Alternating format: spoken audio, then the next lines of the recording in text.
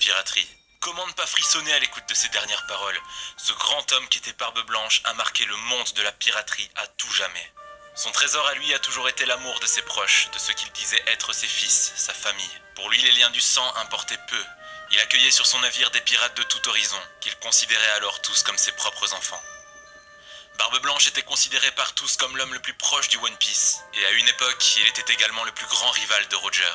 Il leur arrivait souvent de se battre et c'est ce dernier qui lui occasionna ces quelques cicatrices sur le torse. Elles étaient le vestige d'innombrables affrontements plus destructeurs les uns que les autres, mais elles symbolisaient également à elles seules la force du lien entre ces deux grands hommes. Barbe Blanche, veux-tu que je te révèle comment aller sur Raftel? Même si tu le fais, Roger, je ne m'y rendrai pas. Je ne suis pas intéressé.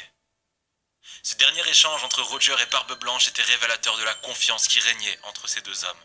Deux frères de bataille partageant quelques coupes d'alcool dont on connaît la forte symbolique au sein de l'univers de One Piece. Barbe Blanche de son vivant était considéré comme l'homme le plus puissant, le plus fort de ce monde. Edward Newgate de son vrai nom détenait le pouvoir du fruit du tremblement. Rien dans ce monde n'était assez solide que pour lui résister.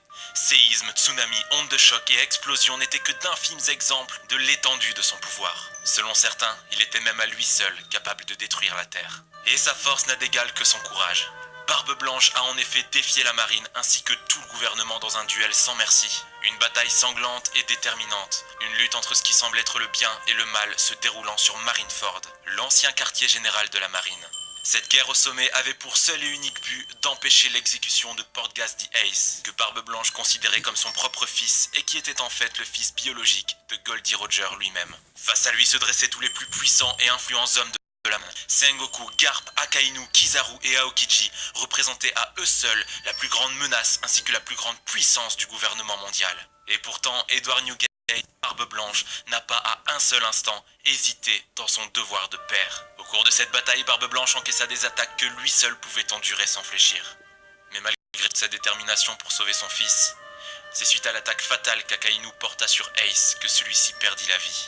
On dit toujours qu'un parent ne devrait jamais avoir à endurer la mort de son propre enfant. Et c'est à cet instant précis qu'on se rend compte réellement du poids de cette phrase dans One Piece.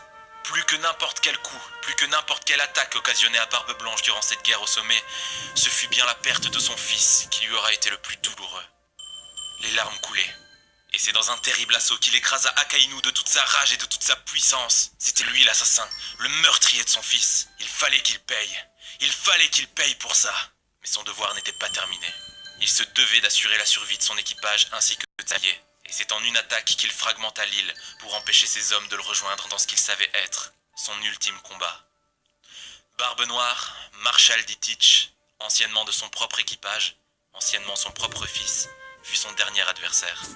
Néanmoins, pour Barbe Blanche, il était déjà trop tard, et il en était parfaitement conscient. Et c'est ainsi qu'après 72 ans sur cette terre, Barbe Blanche rendit son dernier souffle. Au cours de cette bataille, ce n'est pas moins de 267 coups d'épée, 152 balles d'armes à feu, 46 coups de canon et 2 énormes trous dans son torse qui eurent raison de lui. Et à l'image de ce qu'il eût été durant toute sa vie, même dans la mort, il continuait de lutter. Son corps restait debout, figé, refusant de chuter. Et laissant apparaître son dos sans aucune cicatrice. Signe qu'il ne fouillait jamais ses combats. Signe qu'il faisait toujours face à ses adversaires avec ferveur et courage.